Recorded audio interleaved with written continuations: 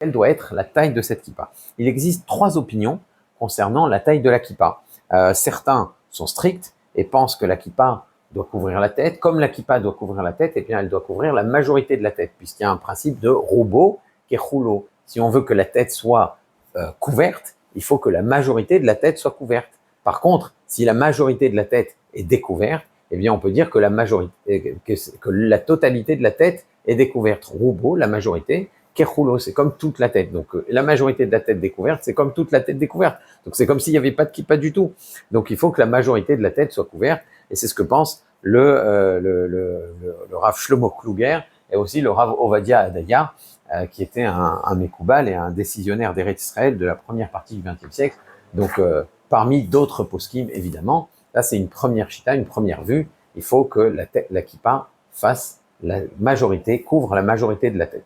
D'autres pensent qu'il suffit que la kippa soit visible, puisque c'est un problème de maritime, puisqu'on doit voir que je porte une kippa pour bien comprendre que je reste un juif fidèle à la Torah et aux mitzvot.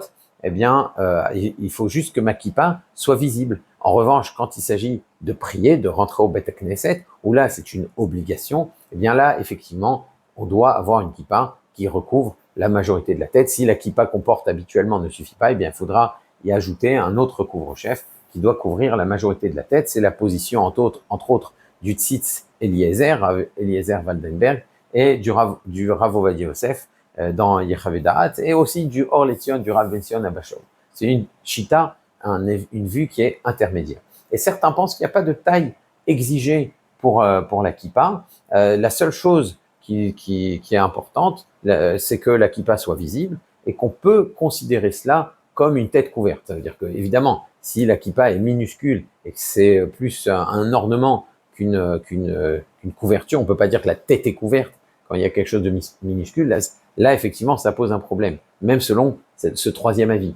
Mais si la kippa est là, on peut dire la tête est couverte, eh bien même si c'est une petite kippa, elle est visible, eh bien ça peut suffire selon la halakha et ça peut suffire même pour la tfila. Et beaucoup se le permettent, se permettent cela. C'est ce que pense le Rav Moshe Feinstein et le Rav Shlomo Zalman Auerbach. Alors, comme la base de cette mitzvah, la base de la kippa, ça reste un minhag, ceux qui sont permissifs et s'appuient sur l'opinion du Rav Moshe Feinstein et du Rav Auerbach, eh bien, ils ont sur quoi s'appuyer.